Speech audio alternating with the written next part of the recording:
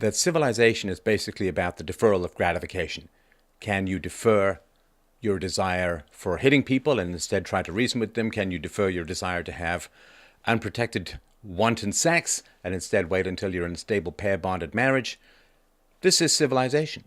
Can you respect other people's property rights because you understand that if you violate theirs, they will end up violating yours? Civilization is the deferral of gratification, and a late-stage democracy is fundamentally characterized by an inability to defer gratification. The gratification in this case being able to see that this so-called caravan, which is actually an invasion of mostly young males who have already signaled their desire to break American laws by coming across the border and pillaging from the helpless American taxpayer, rather than solving problems in their own countries, that letting these people into America is going to be disastrous. And so hardening your heart, steeling your resolve, and turning people back for the sake of saving the civilization that countless millions of people fought and bled and died to hand to you is the basis of civilization. And if the West can't understand that, the West will be a very large footnote in history, but nonetheless a footnote. So let's talk about this caravan, as it is called. What is it? Well, it's a horde of about 7,000, mostly young fighting-age men who have the clear criminal intent to enter the U.S. illegally. Judicial Watch has been working on this, and sources will be below, and I quote from Judicial Watch. Besides gang members and mobs of angry young men, the Central American caravan making its way into the United States also consists of Africans, Bangladeshis, Sri Lankans, and Indians. Judicial Watch is covering the crisis from the Guatemalan-Honduran border this week and observed that the popular mainstream media narrative of desperate migrants, many of them women and children, seeking a better life is hardly accurate. Guatemalan intelligence officials confirmed that the caravan that originated in the northern Honduran city of San Pedro Sula includes a multitude of special interest aliens, SIA, from the countries listed above, as well as other criminal elements and gang members. What does that mean, special interest aliens?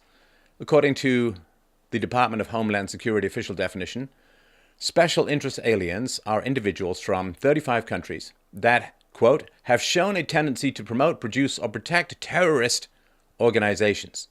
Countries from the Middle East or those in Africa and Asia with a presence of terrorist networks. Now, for those of you who've seen my interviews here on this very channel, ISIS and other radical Islamist groups have infiltrated South and Central America, and of course, they would love to ride shotgun on this horde of people attempting to cross the border illegally into the United States. Judicial Watch continues.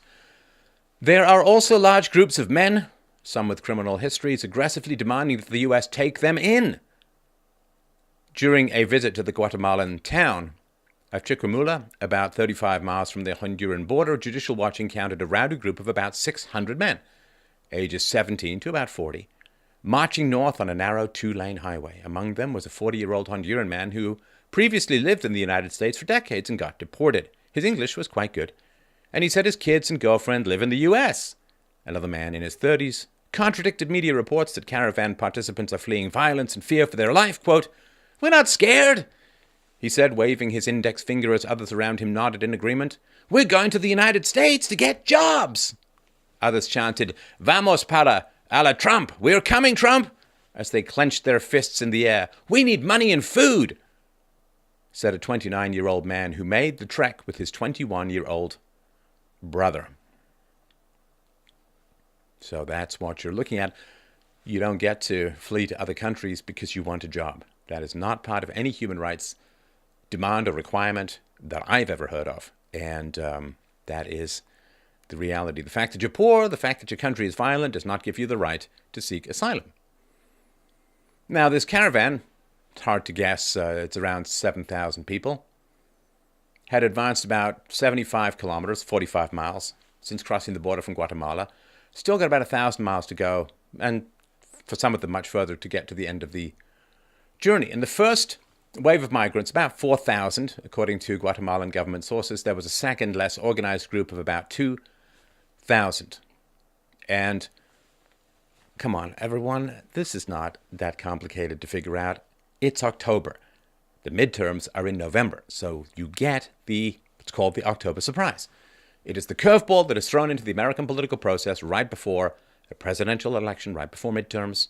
If you remember in 2016, it was the Billy Bush Access Hollywood tape, and it just sort of goes back on and on. The Judge Kavanaugh thing backfired, and it seems quite possible that this is going to backfire because you see what we're supposed to believe, what we're supposed to swallow, what we're supposed to accept is that somehow, magically, mysteriously, thousands of Central Americans just decided to march north to America right before the midterms. Isn't that quite astounding? What an odd coincidence. Just when immigration and the wall and the border is the number one issue, particularly for Republicans, although on the other side for Democrats, it is a great way of replace the population you can't convince with reason and evidence, just replace them with people who are going to vote for you because you hand out free goodies. Well, of course, this is not accidental. This is not a spontaneous gathering any more than the well-paid protesters outside conservative events are a spontaneous expression of public outrage. No, this is just a manufactured mess that is designed to back Trump into a corner, to make the Republicans look bad, to provide photo opportunities of Americans, men in uniform, pushing back migrants who just want a better life and live the American dream. It's not a caravan. It's not a caravan. I remember. Well, I'm old enough to remember when gay meant happy. Music was complex and caravans were fun. This is not the way that it is. So, here are the routes. And you can see this in Google Maps if you're just listening. It might be worth watching. So from where they're starting to get up to Southern California, we're talking 2,431 miles. 33 days straight walking. That's a lot. Come on. You've got to be kidding me, right? The other one, the shorter one, up to south of Texas, is 1,112 miles, 363 hours of walking. The other one is almost 800 hours of walking. So, 800 hours of walking. If you can even walk 8 hours a day, kind of tough if you've got women and kids around, little babies, little toddlers. It's 100 days of walking. Even if you don't get interrupted by rain or illness or sore feet or broken footwear, lack of food, dehydration. Come on. This is what is supposed to be happening. And see, Central America is a tough place to get your immigrants from. Language skills necessary to be productive in the United States. In a lot of places, of course, you still need English. And Central American nations rank the lowest in the hemisphere for English. So what are they coming for? Jobs? Well, that's what they have to say, of course. But they get healthcare benefits. Remember when healthcare benefits weren't supposed to be going to illegal aliens under Obama's promises? Yeah, you can keep that. This is like as realistic as Barack Obama turning to Elizabeth Warren, standing next to a teepee and saying, "You didn't build that." They're going to get health, care, education, welfare benefits, roads you don't have to pay for, courtesy of the already overtaxed U.S. citizens. So let's do a comparison of this hike, and let's look at another hike. So this is the Appalachian Trail map. It's one of the longest hikes in America. And it's 2,200 miles long. And it's a long way to go. Typically, it takes about 5 to 7 months to complete. Now, these are people who have trained for it, who are fit, who are traveling light, who aren't traveling with kids. 5 to 7 months to complete that trail at a walking pace. Now, some of the real type A types have done it in under 50 days, but they're aiming to walk this far in 30 days. Come on, the migrant is going to walk this far in under 30 days. Some of them are in flip-flops, for heaven's sakes. Come on. Ever try running in flip-flops? So, I mean, it's nonsense, right? So, of course, you can see the videos online. They're being loaded into trucks. They're on flatbeds, buses. you name it. So there's a comparison. 2,200 miles long, 5 to 7 months for experienced, fit hikers traveling light, boogieing as fast as they can. Takes them that long. This is not a walkathon, people. This is a well-planned, well-funded, and well-resourced invasion. That's just the beginning of wisdom, is to call things by their proper names. There are these mayors in these lefty socialist towns, giving them healthcare supplies, giving them porta potties, giving them water, aiding and abetting this army. Madness. I mean, let's just look at the logistics, right? So to go from Honduras to the Texas border is 2,300 miles. So that's about the same as walking from New York City to El Paso, Texas. So imagine you're a semi-sane human being and you say to your family, hey, we're going to go on a little bit of a walking tour, honey and kids. We're going to walk from New York City to El Paso, Texas. It's going to be great. How much packing would you need? How much planning? How many resources would you need? I mean, it's crazy. The average adult walks at about 3 to 4 miles per hour. So for them to do this Honduras to the Texas border, it could be longer for some. So if you're able to walk solid for 8 hours a day, every single day, it takes about 72 days. If you add in kids, they get tired. You got to carry them on your back. They need rest and so on. Could be 100 or more days of straight walking, assuming you can keep this 3 to 4 miles an hour up and running. Come on, 8 hours a day for 72 days straight. When I was younger and a waiter, you get tired. It's a lot of work. It's hot out there and it's dry. You get blisters. You get sore. You get sick sometimes. 85 to 90 degrees in the hot sun. It's going to rain sometimes. That going to slow you down at all? Of course it is. So what do you need? Just imagine all that you need to traverse 2,300 miles. Lots of changes of clothing. You need a huge amount of food because you're burning up a lot of calories doing this walking. You need a lot of water. You need your rain gear. You need your sunscreen. You need your sleeping bags, toilet paper, toothbrushes, toothpaste, tampons, you name it. And this is for 3,000 people, 5,000 people, 7,000 people. Come on. This is not a spontaneous trek. And the New York Times reported that the march began in San Pedro Sula on October 12th. 9 days later, they were in Tapachula, Mexico. 450 miles in 9 days? That's really quite something when you think about it. And you can look at the videos of these marchers. They're pretty well fed. A lot of them are smiling. They got their thumbs up, got clean clothes, and have a look at their shoes. Pretty clean shoes, not seemingly that worn out. Some of them are wearing flip-flops. I mean, you can't take 19 paces on the beach sometimes without your flip-flops falling apart. You got people on flatbed trucks, people jumping into buses, vans, you name it. And where's the media? Of course, where's the media? Other than Judicial Watch, where's the mainstream media? Stunningly incurious about how this is all being paid for, how these army on the march is being supplied. Food, water, bathroom facilities, first aid, you name it. It's all expensive. When it comes to how much things cost, the New York Times went kind of nuts. If you remember, UN Ambassador Nikki Haley had some new drapes, they thought. It turned out they were installed before she got there, but they went mad about how much they cost, how they were funded.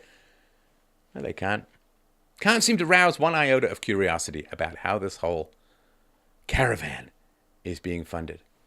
Now, this struck me. This is from the New York Times.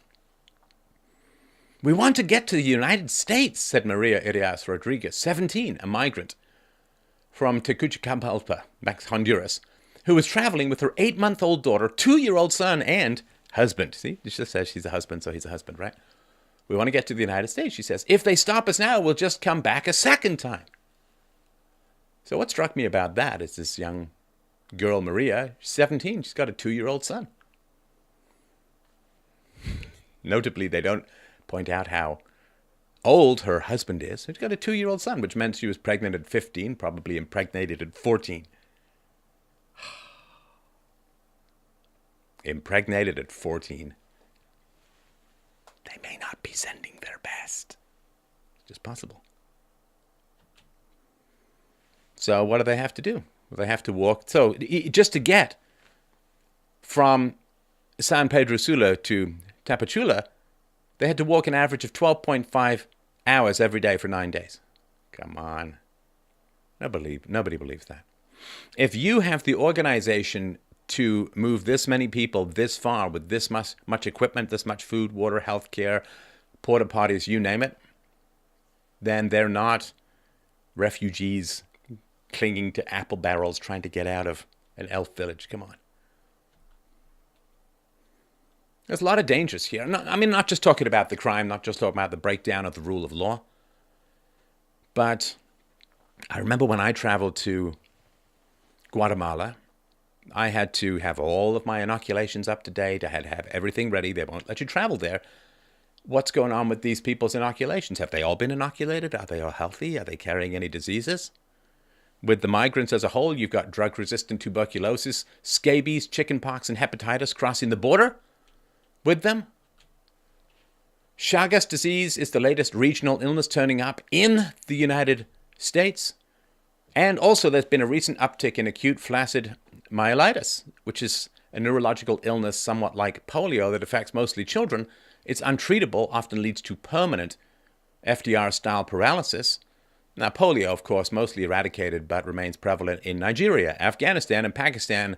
Also, courtesy of the joys of socialism, polio has returned to Venezuela. Just terrible, terrifying. Remember the smallpox blankets, how terrible it was when the Europeans came to North America and the natives, the indigenous population, got infected with smallpox. Everyone, there's this myth that it was all handed out as part of a bioweapon campaign. Nonsense, not true, no facts behind it. Just, hey, make white people look bad. It's the new Olympics. But, yeah, remember how bad that was when Europeans brought diseases over to North America? Boy, when you need their votes, it's amazing how quickly that story can change, right? Unvetted criminality. Part of the whole point of legal immigration is to make sure you don't take a bunch of psycho criminals. Rapists, thieves, murderers, you name it. Now, this group has already signaled their desire to break U.S. laws. You can't get any more clear than that. Clear intent to break the law. They're going to get there. They're going to apply for asylum, which they can't legally do because asylum has to be applied for in the first country the first safe country you can get to. And since they're coming through Mexico, well, they can't legally apply for asylum in the U.S. as far as I understand it. So yeah, they're going to break U.S. laws. It's a self-selecting group of people who openly want to not obey American laws. There are going to be welfare burdens, of course, inevitably, right? Think of this woman who got pregnant at 14. There's going to be a drain on the educational system. You had kids, you paid your taxes, you wiped their butts, you made them sick, you make them healthy, you got their inoculations for your kids. And next thing you know, they can't get a good education because resources get diverted to other languages and treating scabies.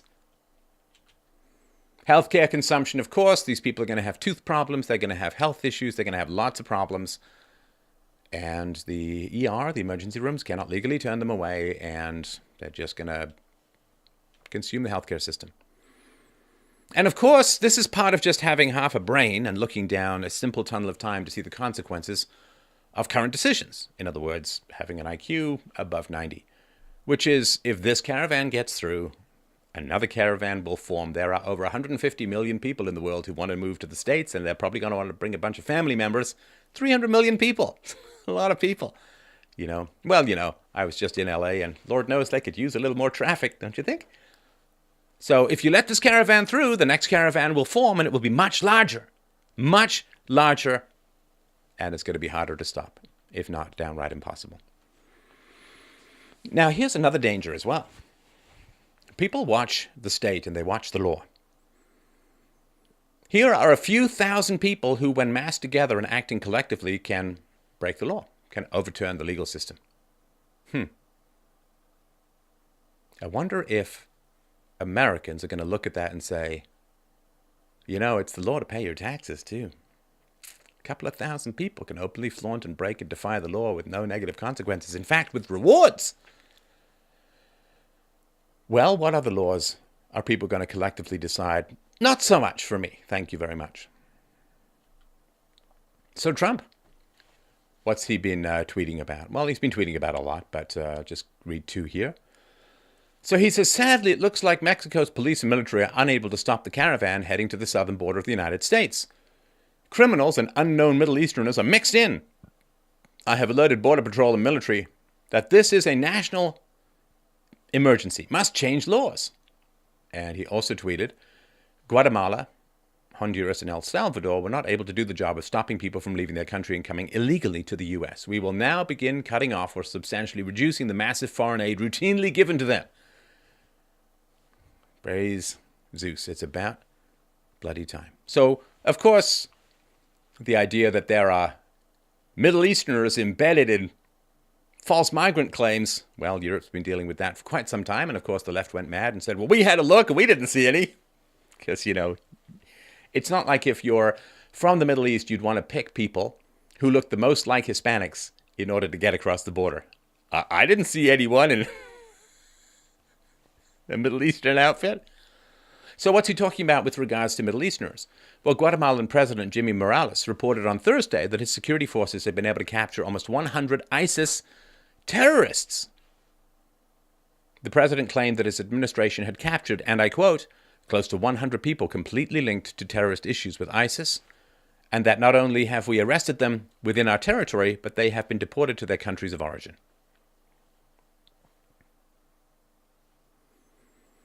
So, it's an issue. It's an issue. So what is the plan? Look, I'll talk about why this is all happening, philosophically speaking, which is the real cause and a deep root for it all. So the plan is, of course, they're going to pour to the border, try and get across the border, and what happens? Well, let's say that Trump does nothing or does a show of force or makes some complaints but doesn't fundamentally do anything. Hello, Jeff Sessions! Wakey, wakey. So the illegals then pour into the country. Now, as soon as they're across the border, they apply for asylum, and what happens? Well, then the Republicans are going to lose the midterms, they're going to lose their base, and the American experiment is over. You understand that the Republicans' major issue, the major issue of the domestic population of the United States is immigration.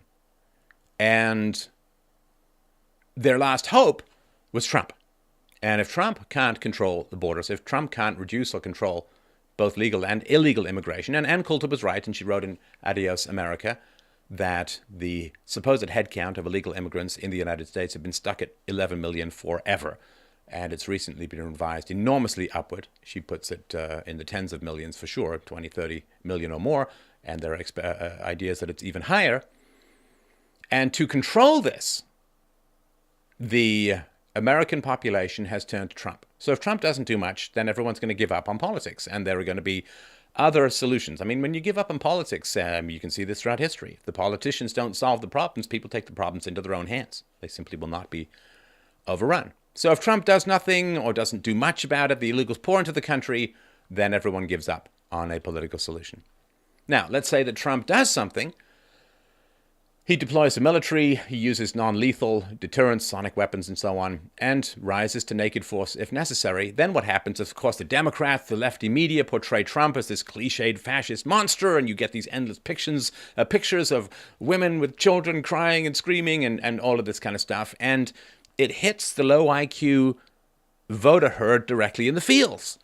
The fascism of feels takes over, and everyone's like, I can't watch, it's too terrible, I can't see. Which is why you shouldn't try to march into another country without permission. But, you won't blame, because only white people have agency, right? In the modern world, everyone else is just reacting.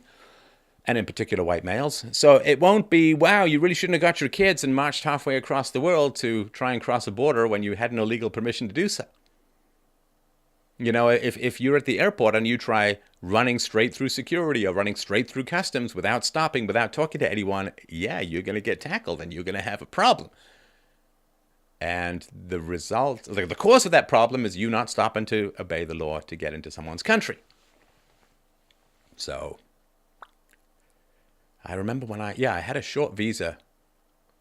I really had to get out of Guatemala based upon my visa. Really had to get out. Going to have a lot of problems otherwise. So the causality for the problems won't ever be laid on the feet, literally, I guess, the feet of the people marching into a country without permission. It's going to be Trump's fault. That's the trap, right? That's the trap.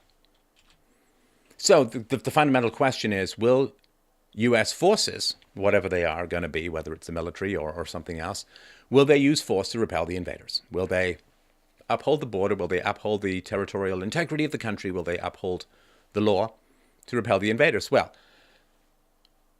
the other alternative, of course, and Trump is starting to make movements in this direction, is to say, well, we're going to cut off foreign aid to you if you don't stop these marchers, right? This caravan, right? It's another possibility, but that's tricky. That's tricky, right? So, yeah, once they hit the U.S. soil, they're going to claim asylum. And then what happens is they get ringed by waves of immigration lawyers and PR flacks. And, you know, it's like dropping food coloring into a glass of clear water. You know, easy to pour in, kind of tough to take out. Everyone's going to fight tooth and nail to stay. And there's going to be a whole bunch of articles, sympathetic. I talked to this person and she was crying because she so desperately wants to live the American dream. And she's terrified of being attacked if she's back home. Right. Again, this is, so if they get across the border, then it works, right? Then you have rewarded people who've broken the law with free stuff, free healthcare, free welfare, free money, free housing, free, you name it, free education.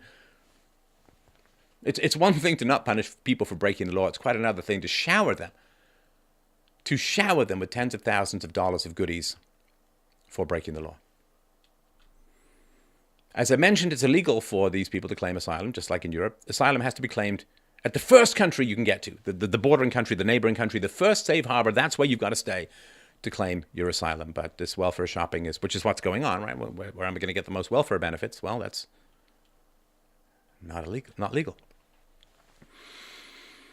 So if there are people in America, if there are leftists or Democrats in America who have something to do with this whole invasion, it might, in fact, backfire.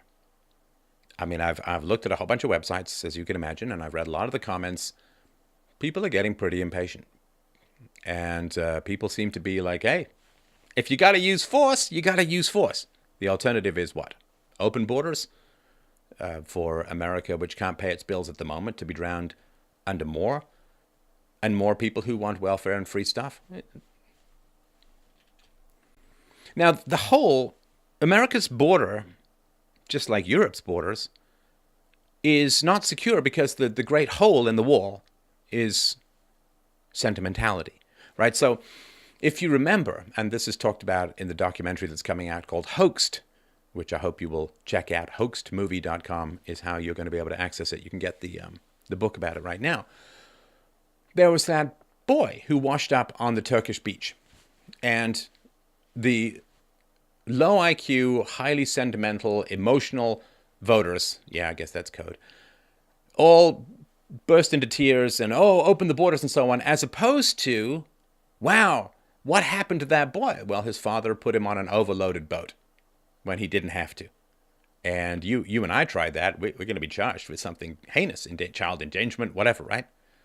But there's no agency, you see, on the part of the people getting onto the boats and the overloaded boats in bad weather and trying to get across to get free stuff. There's no agency in the migrants, the invaders, no agency there. So the answer to the boy who drowned on the Turkish beach is not, we better prosecute the dad for endangering his family in that way. Wasn't the boy's fault. Father's in charge. Charge him. No. You see, that's giving agency. You see, it's giving agency to people who aren't Europeans or who aren't whites in that way, or at least European whites. So can't have that, right? Can't have agency. So the breach is the sentimentality. It's when people look at the pictures of men in uniform pushing back women with children and, I can't take it. I can't handle it. I can't process the emotions. I can't deal with it. So let him in so I don't have to feel bad. Let him in so I don't have to feel anxious. Let him in so I don't have to feel troubled. An inability to handle suffering creates the most suffering of all. An inability to handle suffering at all creates the most suffering. It's like the people, I don't want to go to the dentist, they might drill, it might hurt, it might scrape. Okay, well, you get tooth decay, you get gum disease, and then you swallow all your bacteria and your heart explodes like some alien trying to burrow its way out of John Hurt's chest. If you can't handle a little suffering, you bring on bottomless suffering. Now, what are the tactics? What's going on here? There's a lot that's illuminating about this process with this caravan. It doesn't represent an increase in attempts to illegally enter the United States. So here's a quote. In September, U.S. Border Patrol agents apprehended more than 41,400 undocumented immigrants, up from 37,544 in August, according to numbers not yet released publicly, but obtained by NBC News. NBC News, yeah. Okay. A little bit of a slip there. Maybe it is, maybe it isn't. So, we've got 7,000 people in two groups, might want to make their way across. And there's a lot of, the big column, a lot of people coming across at the same time. This is nothing. This is like 1 week's. No, that's like a couple of days worth of undocumented immigrants, of illegal aliens, just coming across. Those are the ones who were caught. So, no, it's tiny. But it's visible. It's tiny, but it's visible. Like one mosquito on your back, you don't really notice, but 1,000 mosquitoes you probably do because you're passing out, right?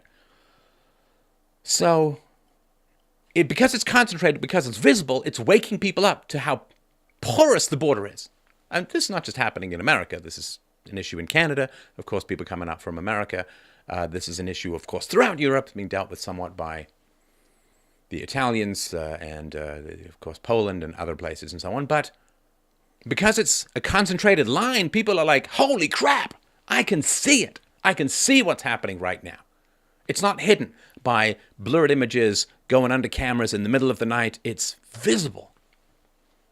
So it's not like this is a massive increase in people trying to get into America. You can just see it very vividly, which is why I think it's going to backfire. Now, this is sort of an interesting thing. So what I noticed, or what I thought of when I was thinking about this, was many years ago, I spent Y2K, New Year's Eve in Morocco, and then I flew almost immediately for business to China. So I spent like a month in countries where I couldn't read the signs at all. When I was in China, it was interesting how they crossed the road in Beijing. What would happen is, nobody would care about the lights or anything, but what would happen is people would gather together until there was enough that you'd do more damage to the car than the car could do to you because you were massed together. Then you'd cross the road. And that's kind of how it worked. And in the same way, if you're all together, it reduces the risk to each individual, not just in terms of being caught. It's pretty easy to catch. I mean, you can see them, right? But in terms of being preyed upon by coyotes, I guess of both kinds, the human and the animal kind, and being raped and being attacked and dying of thirst in the desert and whatever it is, right? It reduces the risk to each individual for them to gather together in a human river and go across all at the same time. And it's becoming increasingly hazardous to cross the border. From 2006 to 2016, deaths per 10,000 border crossings increased 500%. So it's becoming increasingly risky, and of course it's very expensive, $10,000 US sometimes or more to get across the border, no guarantees, and so on. And this is what Trump was talking about when he's announced his presidential bid. 80% of Central American women and girls are raped crossing into the U.S. I assume that's 5 out of 5, 1 out of 5 whom doesn't tell the truth for whatever reason. So when the women and girls want to get across the border, they take birth control pills to avoid rape babies and so on. Now, if they're traveling in a big gang with family members or whatever, then maybe that is going to decline. So you understand that this makes it safer, which is why it's going to increase if it's allowed to succeed. It makes it safer to get across. So the goal of the caravan, in part, to cut out these middlemen, right? The cartels, the independent coyotes and so on, and that is pretty important for them. Pretty important, as you can understand. Now, there is, of course, talk of a border wall. Trump is, goaded by the endless gadfly of Ann Coulter's tweets. Trump is talking about a wall and trying to figure out how to fund it. Can he use the military and all that? So if the border wall goes up, there's this great fear that, right? It's like Indiana Jones trying to get out of that collapsing dungeon. He's, the door's coming down. You got to go. You got to go now. And this is the fundamental question, right? This is the fundamental question, which is, it requires coercion to enforce a border. People want to come across the border. It requires coercion to repel. Now, when you've had decades of little to no pushback against illegal aliens coming into America, you've created a whole culture of crossing. You've created a whole political dependency on illegal aliens. So it requires coercion to enforce a border. And the longer you leave your border undefended or largely undefended, the harder it is to start defending it. So the coercion that's required to enforce a border, will it encourage open borders? This is a fundamental question. So whether there is going to be a border or not is in hot contention at the moment, right? So a lot of the left, a lot of the Democrats they used to claim that they were against illegal alien invasions, and there are clips of lots of Democrats. Barack Obama is notable when he was still a senator from Illinois, talking about how we got to respect the people who are coming here illegally. We kind of waves of people coming across the border. Well, that's just what they said. Right now that they've gained more cultural power and some significant political power, and after 8 years of Obama as the president, they really are now openly advocating for open borders, sanctuary cities, all the free stuff in the known universe for illegals. And that's partly to gain the votes of people who are here from that region of the world, or who are in America from that part of the world already. And of course, lots of illegal stuff going on when it comes to voting. So if people see a caravan getting to the border and then they see armed men pushing that caravan back, I think that the roll of the dice is, are people going to be so repulsed? And are they going to recoil so much from seeing force applied to the border that they're just going to say, I can't take this emotional upset of seeing the law be enforced, so let's just get rid of the law. Plus, it also could draw law enforcement operatives away from what I imagine is going to be pretty significant voter fraud in the midterms. So, of course, if the first caravan gets across the border, the next caravans are going to start assembling, and there's just going to be a massive flow. I mean, this is so predictable, it's ridiculous. And anyone who doesn't see it, I don't even know what to say. I don't even know what to tell you, because you probably haven't figured out how to turn your computer on without using your forehead, a taser, and a cattle prod. So, this is back to an Atlas Shrugged argument that everybody perceives that the government just has a bunch of money, that it's benevolent, that it cares for you, that it wants you to be healthy, educated, well, and all that. And the government is unwilling to use open force in pursuit of this stuff, because people don't like to see that open force being used. It makes them uncomfortable. It reminds them that the government is what? Well, as everyone from George Washington to Barack Obama himself said, the government is force, the government is violence, the government is coercion. And specifically, it is the initiation of force. And everybody who wants to maintain this benevolent view of the government as a friendly neighborhood social institution doesn't like it when the gloves come off and the guns come out. But that's what the government is. The government is force. But people don't like to see it a lot of times. A lot of people who understand it, and a lot of people don't want to see it. So, what can happen?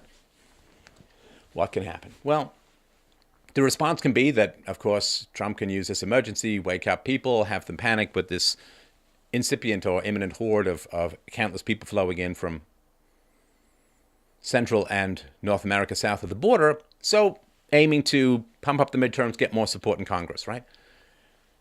If he can get 60 votes into the Senate to move ahead with his agenda, then that's a strong case to be made, because one of the things in his agenda, I made this prediction long ago.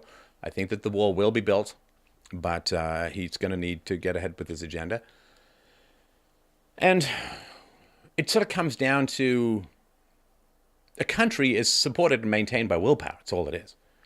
So if Americans don't go out and vote Republican, since the Republicans nominally, I mean, they keep voting for the wall, but with Trump behind them, they might actually do more than talk about it and assign funding for it. They might actually build it.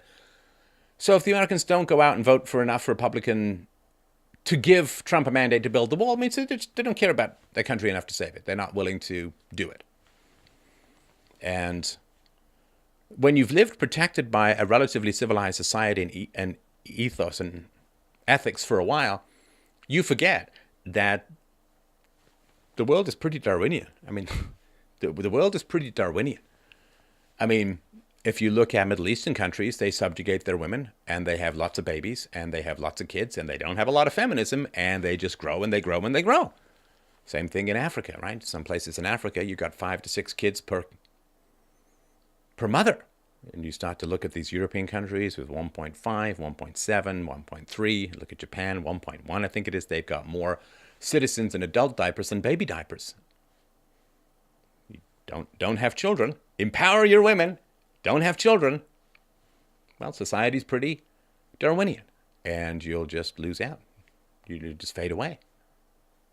So if Americans care about the country enough to have a wall and to grit their teeth and say, yeah, this is a mess.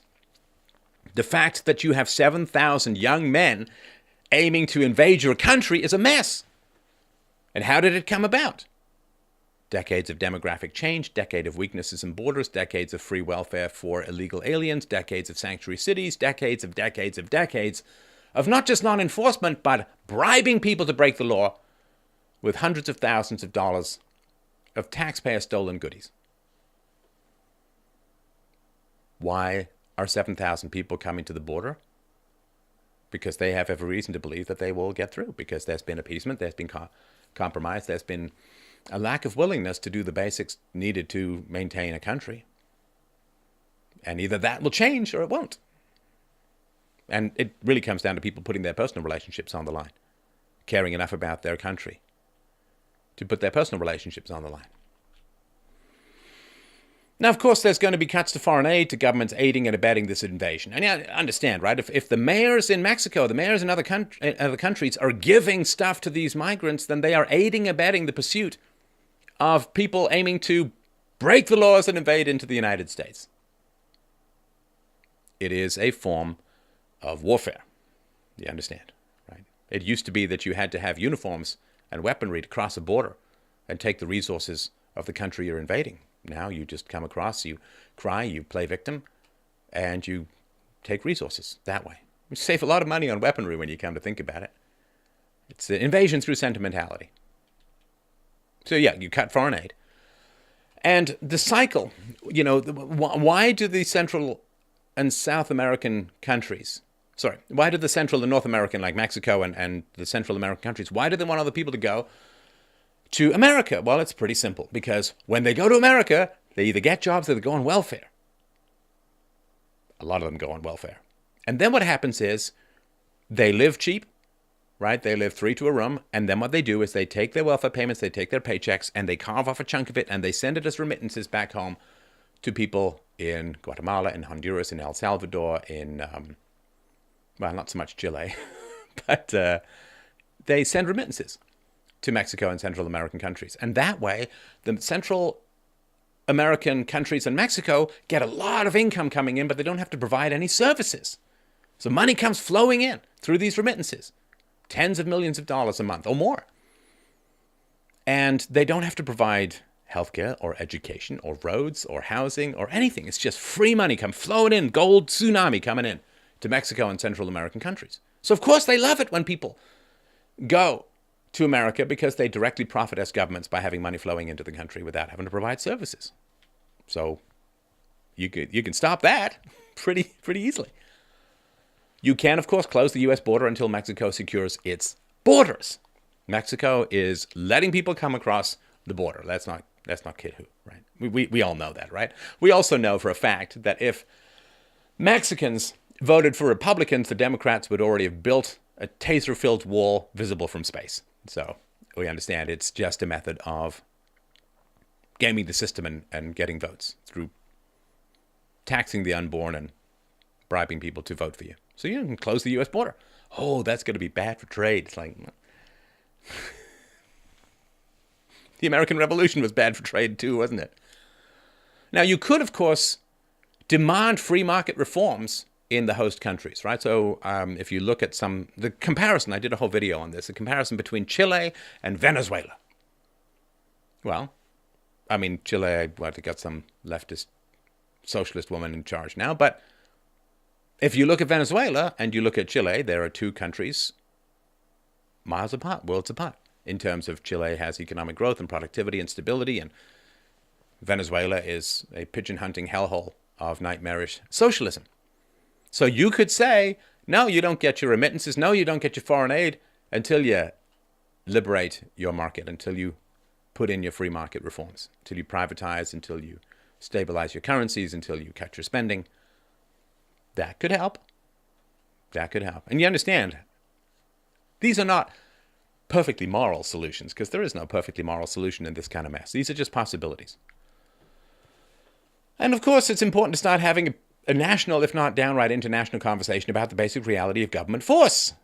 Government is force. Government is force. Government is force. Government is force, people. It points guns at people until they comply or die. That's what the government is. That's what it is. And you can dream of this big sugar daddy, Christian Grey, nice person who just wants to help you out and make sure that your kids are taken care of and you've got a roof over your head and health. It's nothing. It's nothing like that. Government is force. Government is force. And for people in the 21st century to be shocked and surprised that government laws require force, well, I guess it shows you how powerful government propaganda is in the form of government miseducation camps known as, quote, schools. We need to start talking about IQ, people. You just have to. The average IQ in Honduras is in the low 80s, which means they desperately need economic freedom. Desperately. See, smart people will do fairly well in just about any system, but it's the average and low intelligence people who desperately need a free market for a wide variety of reasons. So you don't have to get mad at the people in Honduras right now. They're just not that smart on average. They're brilliant Hondurans for sure. You can never judge an individual by group characteristics, but when you're looking at a whole country, yeah, you can look at group characteristics. You know, it's funny because people get mad and say, well, I'm an exception. It's like, of course you're an exception. There's tons of exceptions. It's a generality. All humans are carbon-based life forms, but half of humans below average height, below average intelligence. I get it. But so what? So what? We make decisions all the time on averages. Do people get unjustly swept up in the average? Sure. Happens all the time. If you're under 25 in America and a male, you can't rent a car.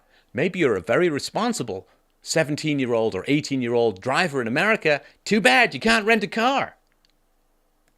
If you're a smoker in America, you have to pay more for life insurance.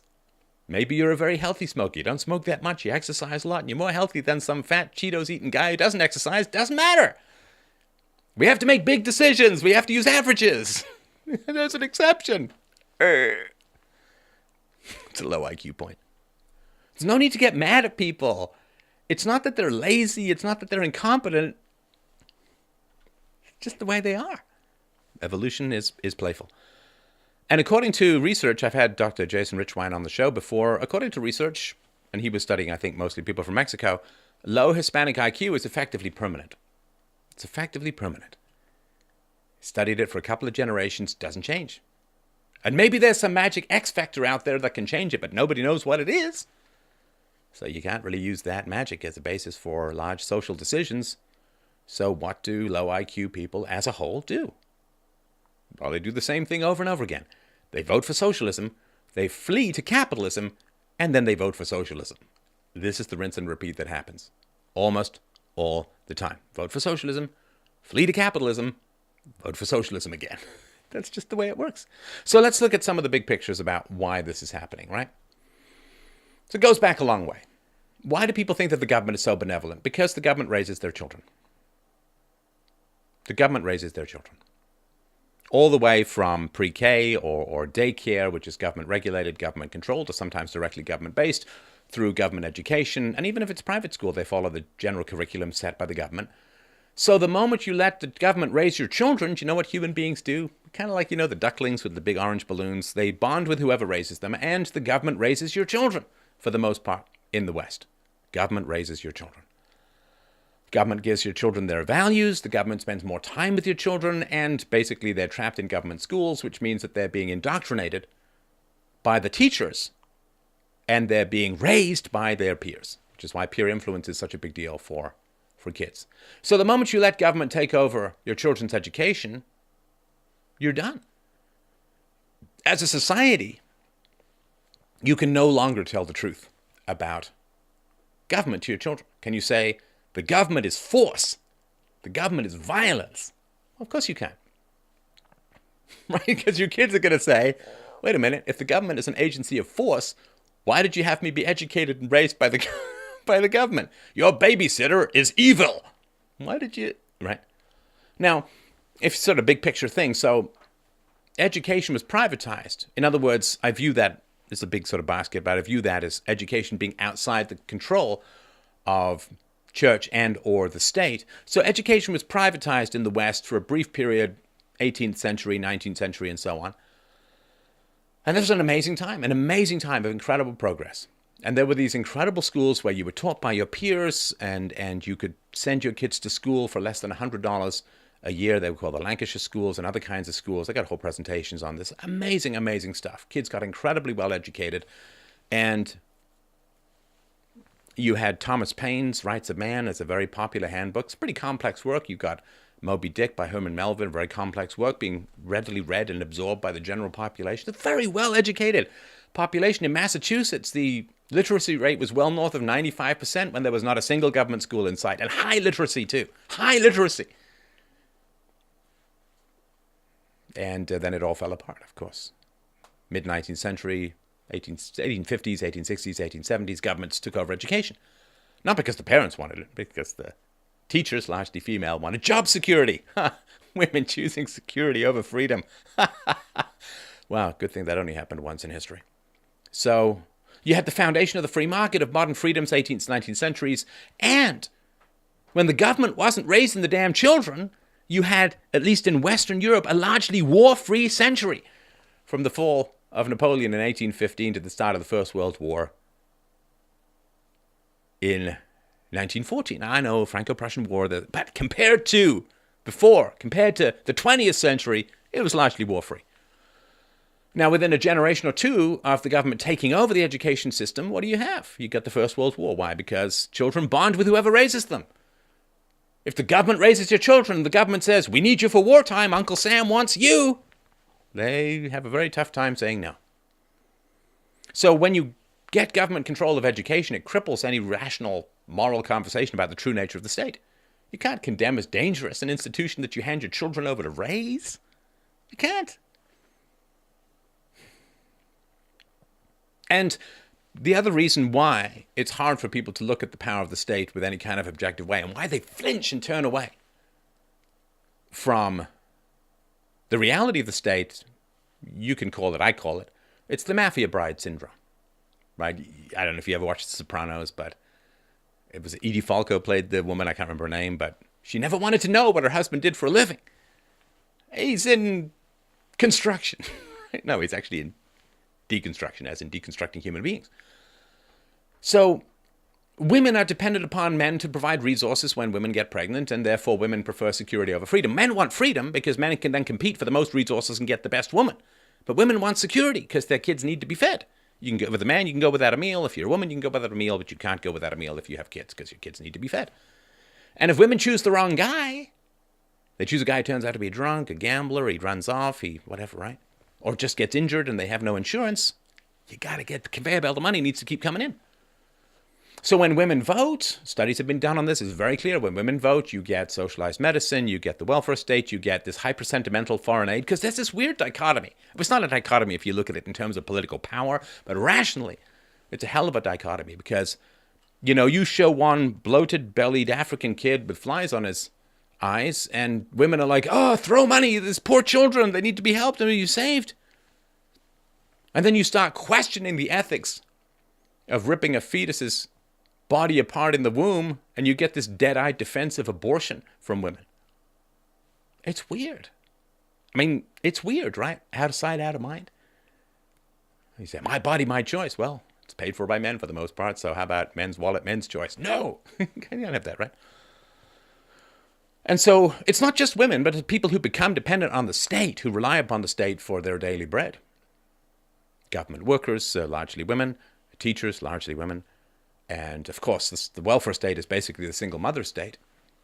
Although it's in the men, right, military-industrial complex, all right. But the military-industrial complex doesn't have enough members to vote to change, right? They have a lot of influence in terms of donations and so on, but they don't have the votes, right? That's women, right? Women outvote men, right? They live longer, they outvote men, right? So it's a female-driven society. It's a matriarchy, right? And so, and of course, women get far more out of the state than they pay in. There's a study in New Zealand, I think it was women get $150,000 on average more out of the government than they pay in taxes. And men make up the difference. It's a huge transfer of resources from males to females. That's the state, right? Women want free stuff. Like women, especially if you're an attractive man, like an attractive man offering women free stuff is the same as an attractive woman offering men free sex. It's very, very, I'm not blaming women, it's just evolution, right? It's very, very hard to say no to that. And women who say, well, I don't want the mean man to give me resources, their children did badly and might have died. So they're just, those genes just, it's amoral, just need resources for my kids. And whether you have kids or not, that's still the same biology, right? Still the same drive. Not blaming. It's just the reality of how things are. So once you become dependent on the state, you can't look at the true nature of the state. You become a mafia bride. You become a mafia bride. The state is compulsion. But you profit from the state. And you don't want to think of yourself as having profited from compulsion. So you don't want to see the naked power of the state. And then you get open borders. And then your government collapses. And that's where we stand.